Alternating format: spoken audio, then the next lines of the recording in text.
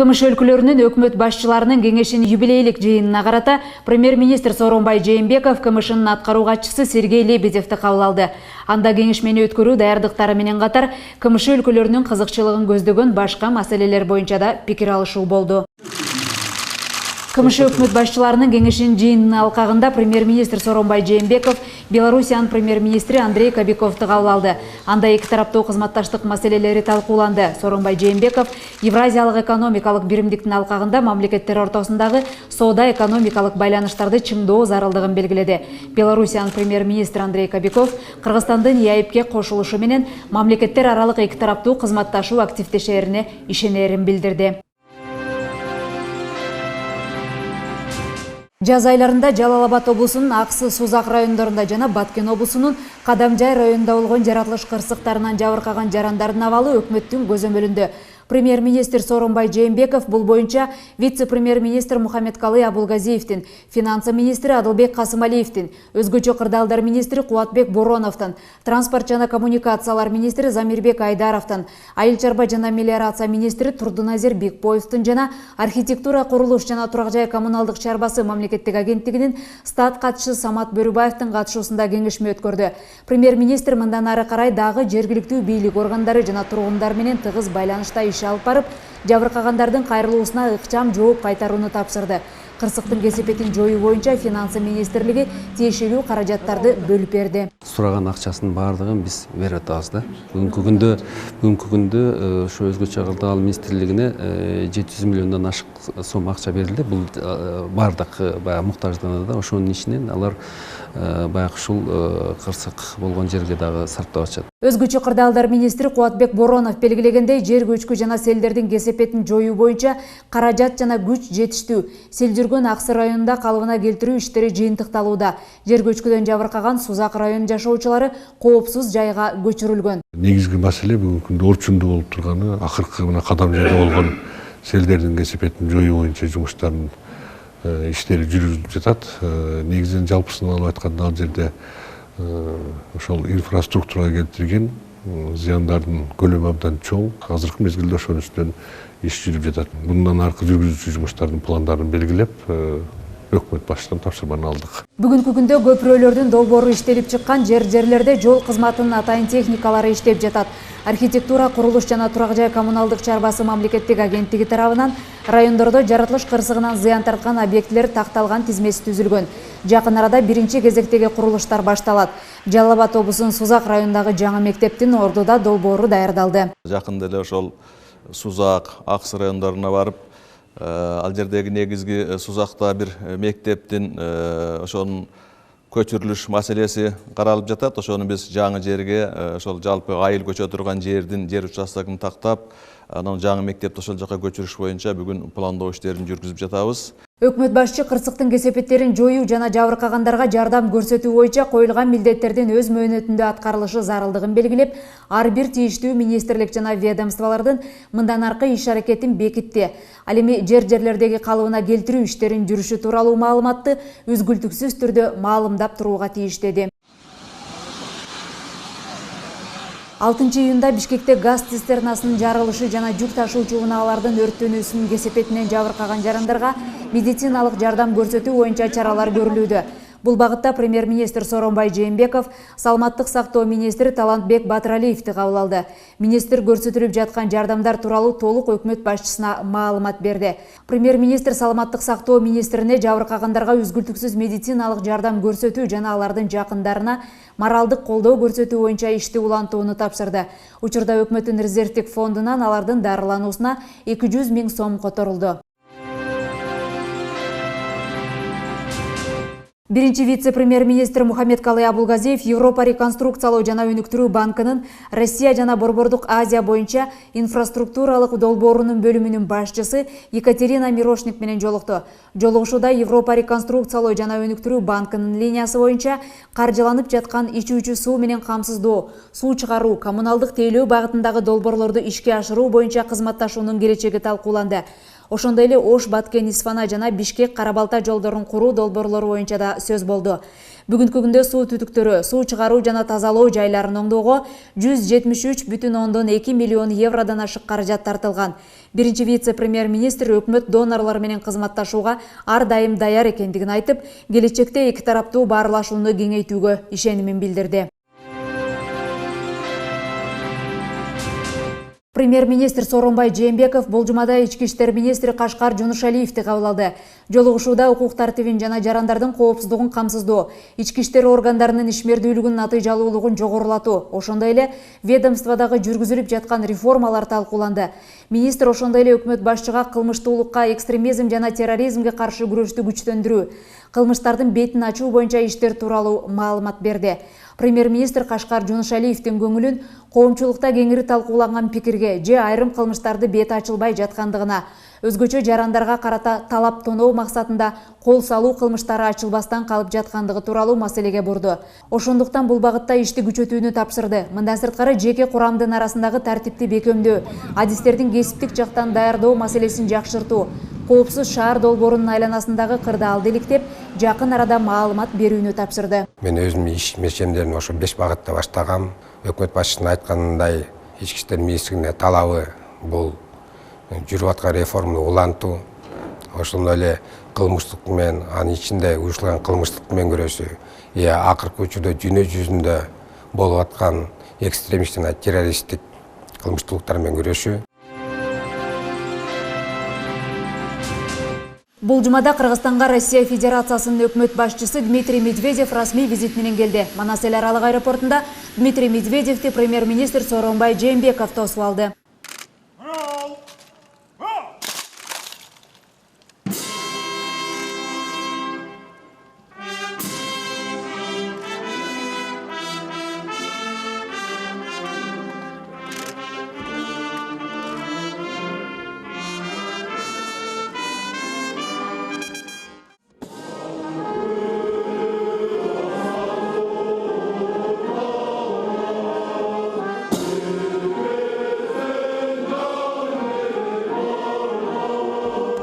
Бишкек шаарындагы Аларча мамлекеттик резиденциясында премьер-министр Сооронбай Жээнбеков менен Дмитрий Медведевдин расмий жолугушуу аземи болду. Ардактуу кароолдун коштоосунда өкмөт башчылары делегация мүчөлөрү менен таанышты.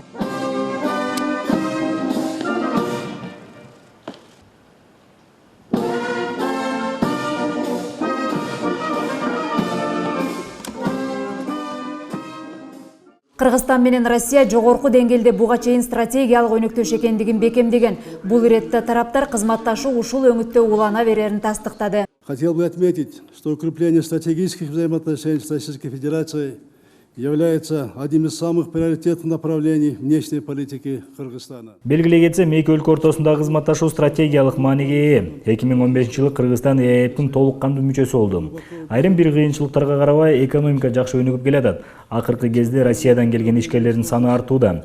Демек биз сырткы инвесторлордун ишенимине кирдик. Дагы бир маселе Газпром компаниясынын жардамы менен өлкөнү көгүлтүр от менен камсыз кылуу жакшырып, жакынкы жылдарда газ республиканын алыскы аймактарына да жеткирилери пландалууда.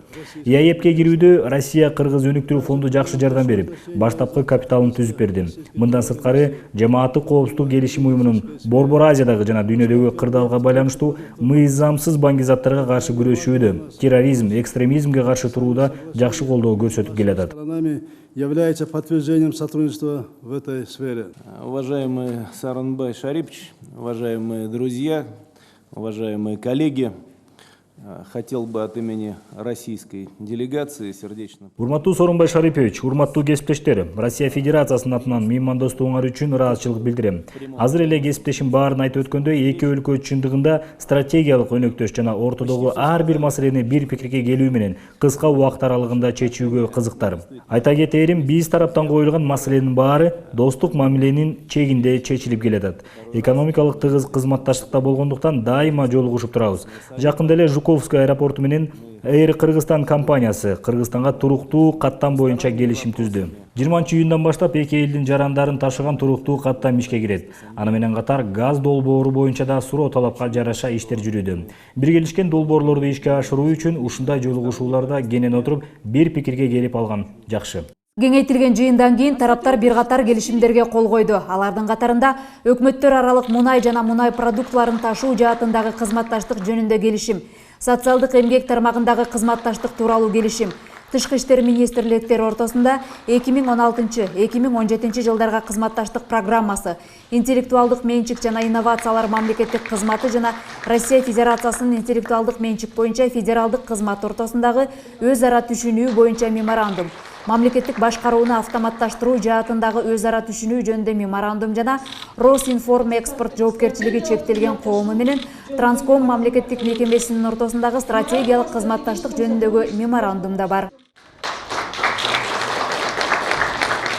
Бир катар келишимдерге кол коюудан кийин эки өлкөнүн өкмөт башчылары жалпыга маалымдоо каражаттарына жолугушуунун жыйынтыгы тууралуу маалымат берди. Для Кыргызстана отношения с Россией имеют приоритетный характер во внешней политике страны. Кыргызстандын Россия менен кызматташуусу өлкөнүн тышкы саясатында приоритеттүү мүнөзгө ээ.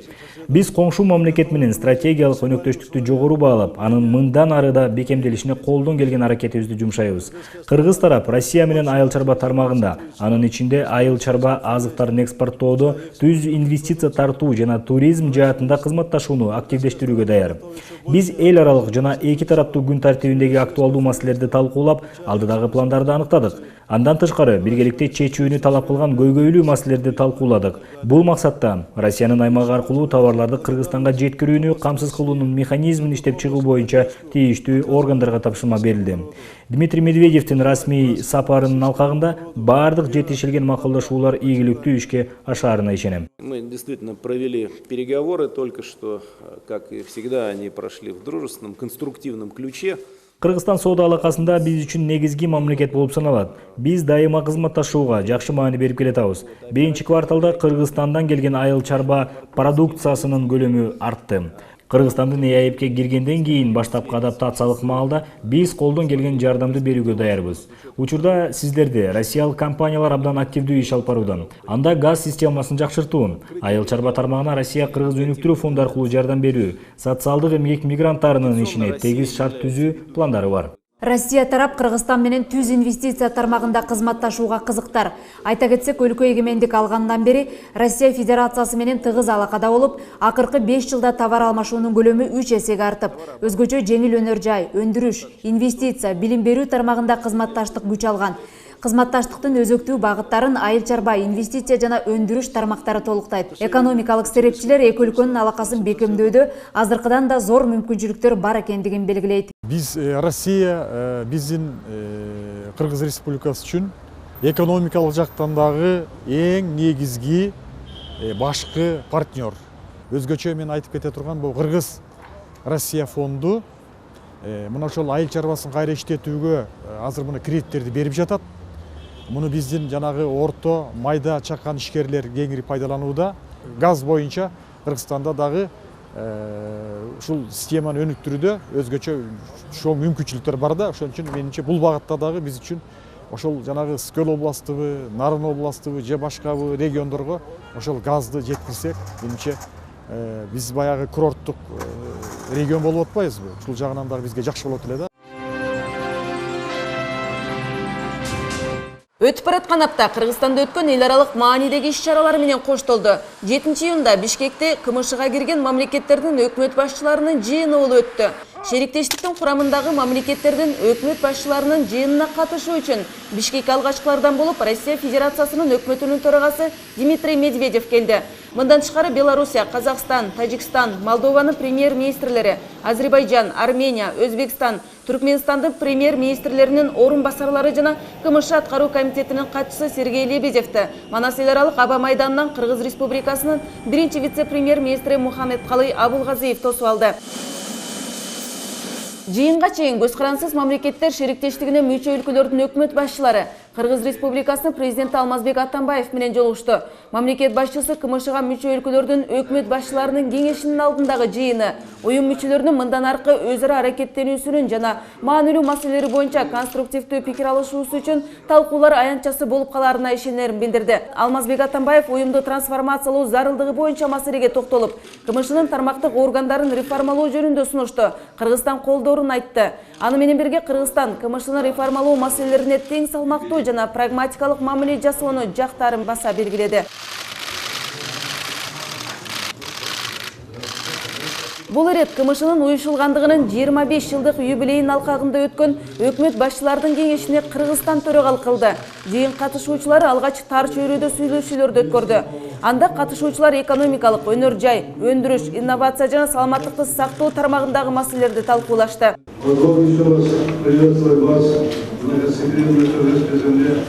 Андан соң шериктештиктин курамындагы өлкөлөрдүн өкүлдөрү кеңештин кеңейтилген жыйынына чогулушту. Жыйынды Кыргыз Республикасынын премьер-министри Сооронбай Жээнбеков ачып, КМШ өлкөлөр ортосундагы зарыл жана актуалдуу маселелерди биргелешип чечүүдө пикир алышуу аянтчасы экенин белгиледи. Мы считаем необходимым укрепление торгово-экономического взаимодействия стран СНГ и Евразийского экономического союза. Биз КМШ жана Евразиялык экономикалык биримдикке мүчө өлкөлөрдүн соода-экономикалык өз ара аракеттешүүсүн чыңдоо зарыл деп эсептейбиз. Келечекте эки интеграциялык бирикме ортосунда толук кандуу эркин соода режимин киргизүүнү кароо мүмкүн деп эсептейбиз. Натыйжада өзгөчө экономикалык кыйын кырдаалда биздин өлкөлөрдүн атаандаштыкка жөндөмдүүлүгүн чыңдоого шарт түзүлөт. Мындан тышкары дүйнөлүк тартиптин өзгөрүүсү жана чек аралар аралык жаңы чакырыктар жана коркунучтар жаралган учурда мамлекеттердин өз ара көз карандылыгы күч алып, жалпыбызды КМШ форматында көптөгөн багыттар боюнча биргелешип иш алып барууга үндөйт. По многим направлениям. Жыйындын жүрүшүндө өкмөт башчы Кыргызстан КМШ алкагындагы маданий-гуманитардык кызматташууга чоң маани берерин билдирди. Сооронбай Жээнбеков быйылкы жылдын сентябрь айында Ысык көл жээгинде экинчи дүйнөлүк көчмөндөр оюну өтөөрүн жана бул иш спорттук таймаштар үчүн гана эмес, дүйнө элдеринин ортосундагы маданий жана улут аралык баарлашуу үчүн жагымдуу аянтча түзөрүнө ишеним артты. Кыргызской республики 2016 год объявлен годом истории и культуры. Кыргыз Республикасында 2016 жыл тарых жана маданият жылы катары жарыяланган. Үстүбүздөгү жылы илимий, интеллектуалдык жана маданий иш-чараларга бай болот.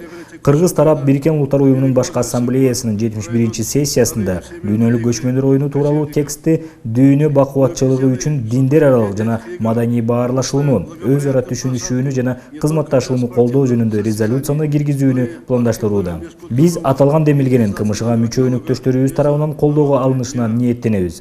Жыйындын жалпы катышуучуларын 2016 жылдын сентябрь айында Ысык көл жээгинде өтүүчү дүйнөлүк көчмөндөр оюнунун ачылыш аземине катышууга чакырам. Жалпысынан жыйындын күн тартибинде 22 маселе каралды. Алардын ичинде КМШны заман шарттарына ылайык келтирүү тууралуу маселе да козголду. Жыйынтыгында энергетика, медицина, химиялык өнөр жай жана башка тармактарга тиешелүү 16 келишимге кол коюлду. Кеңейтилген курамдагы жыйын аяктаган соң премьер-министр Сооронбай Жээнбеков жана көз карансыз мамлекеттер шериктештигинин аткаруу катчысы Сергей Лебедев журналисттерге маалымат берди. Было уделено внимание широкому спектру сотрудничества в рамках организации. Жыйын өз ара конструктивдүү багытта өттү. Уюмдун алкагында кызматташтык кеңири багытты. Алсак экономика, өндүрүш, инновация, билим берүү, энергетика жана саламаттыкты сактоо тармактарын камтыды. Жыйындын күн тартибиндеги каралган маселелердин негизги бөлүгү мындан аркы гуманитардык кызматташууларга багытталды. Эркин соода жүгүртүү, онкологиялык ооруларга каршы концептуалдык документтер жана кан диабетин дарылоо боюнча мамлекеттер аралык протокол кабыл алынып, бир нече келишимдер түзүлдү. Ошондой эле өкмөт башчы жыйында каралган маанилүү маселеге токтолуп, уюмду сактап калуу тууралуу өз ара бир пикирге келишилгенин билдирди. Основное внимание было уделено рассмотрению актуального вопроса об оптимизации и адаптации СНГ к современным реалиям. Бүгүнкү күндө бул маселе боюнча белгилүү жыйынтыктар бар. Көз карандысыз мамлекеттер шериктештигинин аймактык, мамлекеттер аралык уюм катары сактап калуу зарыл экенин белгиледик. Уюмга мүчө өлкөлөрдүн башчыларынын жана премьер-министрлеринин жыйынын күн тартибин жеңилдетүү боюнча тил табыштык. Уюмдун органдарынын жана аткаруу комитетинин иши боюнча сунуштар берилди. Ошондой эле уюмдун келишимдик укуктук базасын инвентаризациялоо боюнча пландар коюлууда. Есть наработки по инвентаризации договорно-правовой базы СНГ. Андан соң КМШнын аткаруу комитетинин төрагасы Сергей Лебедев аталган уюмдун мындан аркы кадамдары тууралуу күзүндө өлкө башчыларынын саммитинде кеңири талкууланарын маалымдады. Сөзүнүн соңунда КМШ аткаруу катчысы Сергей Лебедев КМШ өлкөлөрүнүн өкмөт башчыларынын жыйыны жогорку уюшкандыкта жана конструктивдүү маанайда өткөнүн баса белгиледи. Для всех участников заседания для гостей, были созданы прекрасные условия для работы. КМШ өлкөлөрүнүн өкмөт башчыларынын жыйыны жогорку уюшкандыкта жана конструктивдүү маанайда өттү. КМШ аткаруу органдарынын ишмердүүлүгүн жакшыртуу жана натыйжалуулугун арттырууга багытталган протоколдук чечимдер кабыл алынды. Белгиленген сунуштар КМШ өлкөлөрүнүн мамлекет башчыларынын үстүбүздөгү жылдын 16 сентябрында Бишкек шаарында өтүүчү кеңешинде каралмакчы. Көз карансыз мамлекеттер шериктештигине мүчө өлкөлөрдүн өкмөт башчыларынын кеңешинин жыйынын КМШ өлкөлөрүнүн 49 жана 118 жергиликтүү массалык маалымат каражаттарынын өкүлдөрү чагылдырды. Ошентип КМШнын түзүлгөндүгүнүн 25 жылдыгынын алкагында өткөн өкмөт башчыларынын кеңешмеси ийгиликтүү жыйынтыкталды. Келерки жыйын Беларусь тараптын сунушу менен үстүбүздөгү жылдын 28 октябрында Минск шаарында өтөрү белгиленди. Ал эми ушул жылдын сентябрь айында бул уюмга мүчө мамлекет башчыларынын 25 мааракелик жыйыны Бишкекте өтөт. Жалпы жыйында башка делегациянын мүчөлөрү менен катышкан жерде, мисалы үчүн 2020 жылга чейинки жанагы статика КМШ өлкөлөрүнүн статика мамлекет уюмунун жетекчиси баяндама жасады. Ошол каттоо жүргүзүү эсен ушул КМШ мамлекеттеринин ишинин арасында. Бул ушул нерсе баары колдоого алынып, ал да кабыл алынды. Эми ошого окшогон ошол баары толук 16 келишим кабыл алды. Бул биринчиси. Экинчиси дагы ушул КМШ мамлекеттеринин ичинде ушул акыркы былтыр Казакстанда өткөн жыйында өкмөт башчылары эмес, мамлекет башчыларынын жыйында бир протокольный решение кабыл алган. Ушул КМШ өлкөлөрүнүн жанагы ушул аткаруу комитетинин реформалоо, ошону трансформация деп сөз айтылып, ошол маселеде каралды. Анын ичинде, ошонун ичинде азыр алкагында иш жүрүп атат. Көз карансыз мамлекеттер шериктештигинин өкмөт башчыларынын кеңешмеси бүткөндөн кийин премьер-министр Сооронбай Жээнбеков жана Казакстан Республикасынын премьер-министри Карим Масимов жолугушту. Аталган жолугушуу Казак-Кыргыз өкмөттөр аралык кеңешмесине арналды. Казак-Кыргыз өкмөттөр аралык жыйынынын алкагында өкмөт башчылар тар чөйрөдө сүйлөшүүлөрдү жүргүздү. Эки өлкөнүн премьер-министрлери энергетика, айыл чарба, транспорт тармагындагы маселелерди талкуулашты. Андагы каралган маселелерди аягына чейин чыгаруу үчүн эксперттик топтун кароосуна жөнөтүлдү. Эми эки өлкөнүн вице-премьер-министрлеринин жетекчилиги астында эксперттер сүйлөшүүлөрдүн экинчи раундун өткөрүүнү даярдайт. Жолугушууда аябай көп эки тараптуу маселе каралды. Бул маселелер транспорт жагынан, соода, экономика маселелери каралды, культурдук, гуманитардык маселе каралды. Ошо биздин эксперттин группаларга экинчи раунд өткөрүш керегин ошо эме поручение беришти. Лера Өмүрзакова Бишкектеги жаңы конуштардын биринде жашаганына 10 жылга чукулдап барат. Ал жашаган конушта турак жай салууга жер үлүшү мыйзамдуу берилгени менен андагы жашоочулардын социалдык көйгөйлөрү азыркыга чейин чечилбей келет. Таза суу, жол, электр энергиясын тартуу, каттоого туруу, конуштун макамын ыйгаруу сыяктуу көйгөйлөр арбын. Шаардын ичинде турганыбызга деле карабастан эч бир маселелер, көйгөйлүү маселелер чечилбей келет. Свет проводдору столба жок мондай бактарга илинүү, ар кандай бир катуу шамал болсо ушул проводдор менен бала бакырага кандай бир коркунучтар пайда болот. Суу проблемасы болсо биз ошо водоканалга кайрылдык. Алардын жана проектный смета эмелери бир 200 миңге чыгып кетти го. Ошол акчаны биз бул жерде жергиликтүү тургундардан чогулталы десек, баарынын эле бюджет иштеген адамдар үй бүлөлүк каражаты жетишпегенине байланыштуу аны дагы чечкенге мүмкүнчүлүк жок. Таза суу ичишпейт. Действительно кыйын, балдар школага барып келгени, садикка барып келгенге шартыбыз жок. Бүгүнкү күндө Борбор калаанын чет жакасында орун алган жаңы конуштардын саны 50ге жакын. Бирок алардын баарынын эле аймактык чеги мыйзамдуу аныкталган эмес. Мындан улам жаңы конуштардын социалдык жана инфраструктуралык көйгөйлөрүн чечүү иши аксап жатат. Бишкекке чектеш болгон Чүй областынын жаңы конуштарын Бишкекке өткөрүп берүү боюнча, Чүй областынан Бишкектен алыс турган жаңы конуштарды Чүй областына өткөрүп берүү боюнча. Бул негизги максат ушу жаңы конуштардын инфраструктуралуу максаттуу түрдө мындай жакшыраак өнүгүп кетет беле деген ой менен кылынып аткан маселе болчу да. Буга байланыштуу өкмөт Борбордогу жана анын айланасындагы жаңы конуштардын көйгөйлөрүн комплекстүү чечүүнү көздөөдө. Бул тууралуу маселе Кыргыз Республикасынын биринчи вице-премьер-министри Мухаммедкалый Абылгазиевдин жетекчилигинде өткөн жыйында каралды.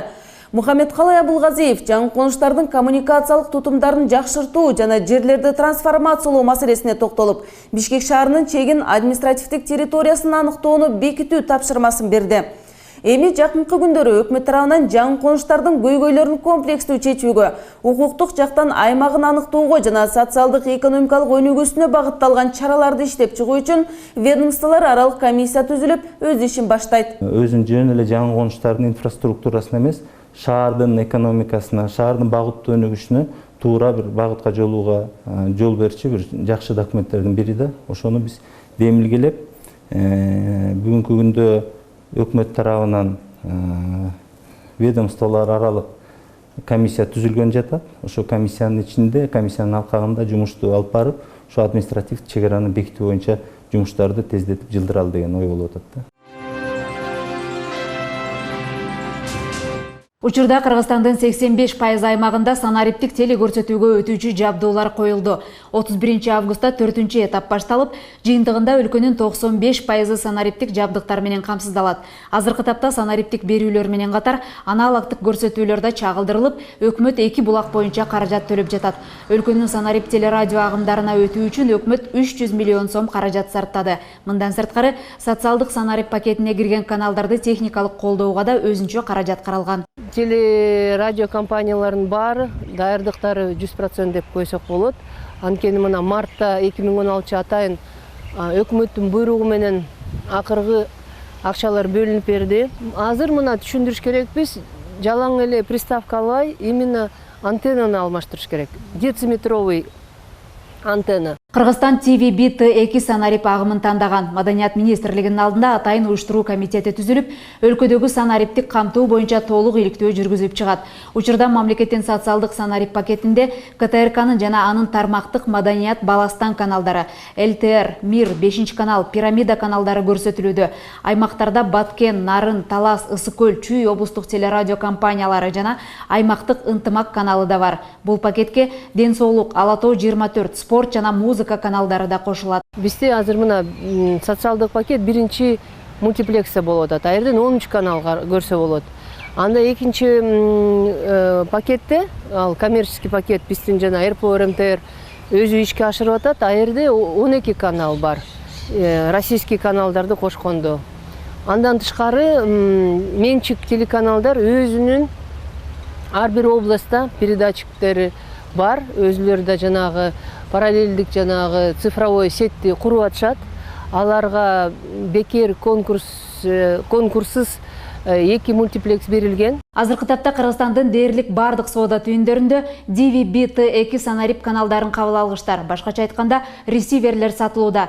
Жарандардын көпчүлүгү санарипке өткөнү менен айрымдары көнүп калган аналогдук же болбосо кабелдик сигналдарды көрүп жатышат. Кыргызстан санарипке өтүү боюнча 2006 жылы эле Женевада эл аралык электр байланышы боюнча бирикменин келишимине кол койгон. Кыргызстан кабыл алган MPEG-4 кысуу форматы бар. TV-BT2 стандарты түйүндөрүнүн сыйымдуулугун 50%га чейин көбөйтөт. Муну ар бир телекөрүүчү сезет. Анткени буга чейин болгону 4-5 каналды сапаттуу көрө алса, санариптин жыйынтыгы менен 20дай каналдарды көрүүгө болот. Санариптик берүүгө өтүү процесси глобалдуу мүнөзгө ээ. Себеби дүйнөнүн дээрлик бардык мамлекеттери санариптик форматты колдонот. Кыргызстан дүйнөнүн 104 мамлекетинин катарында Женева 2006 аймактык келишимине кирет. Аталган эл аралык документке ылайык Кыргызстанга улуттук мазмундагы 14 каналды уюштурууга мүмкүндүк берүүчү жыштык ресурсу бекитилген.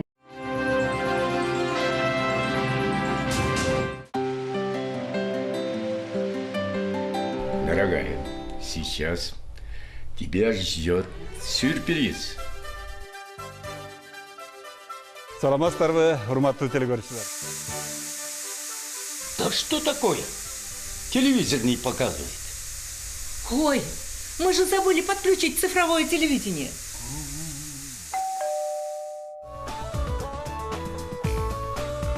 Мама, я вам ресивер принес. Спасибо, родной.